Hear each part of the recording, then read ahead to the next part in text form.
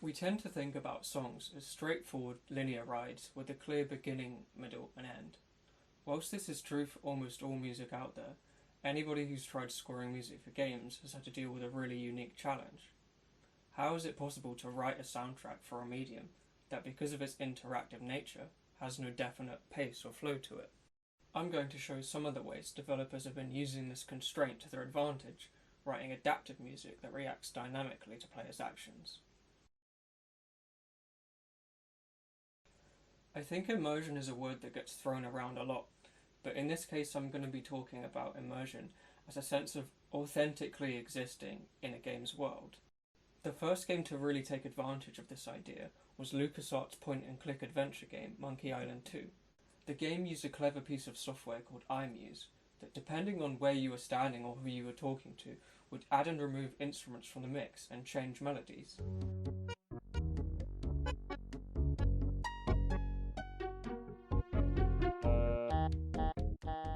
One of the simplest ways to transition is to crossfade between sections, like you can hear when you move into a different space in Banjo-Kazooie.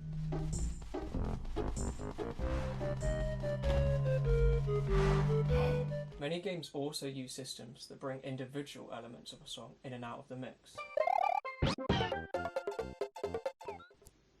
A more ambitious way of editing game music is to use direct cuts. To do this, composers need to predetermine lots of places in their songs where it's appropriate to change section. Take for example a game like Deus Ex. Every level's song is split up into 3 states: ambient, stress and combat.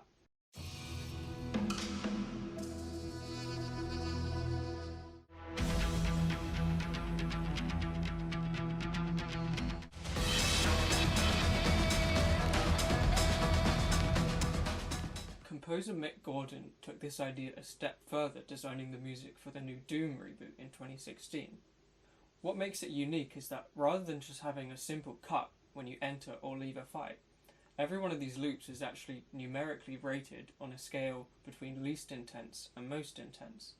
As you're playing through the level, there's a hidden AI that's compiling all of this information about what's happening, like how many enemies there are and how much damage you're taking. The AI then uses that data to make an informed decision about where the song should go next.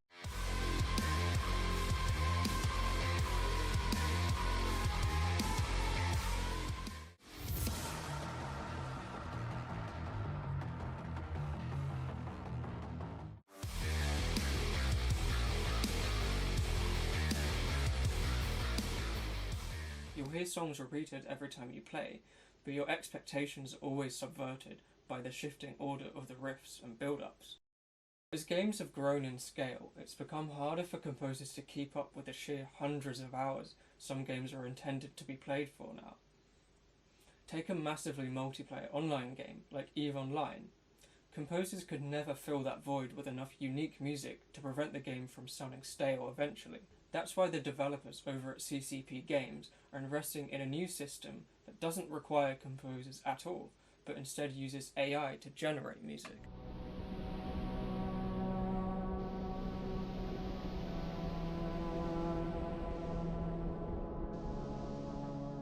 That was a short clip of EVE Online's system called Calmus.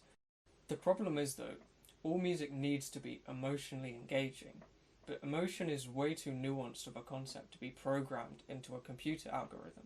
Arguably, until we have computers that are as complicated as human brains, we'll never have generated music that lives up to the standard of handcrafted, pre-composed music.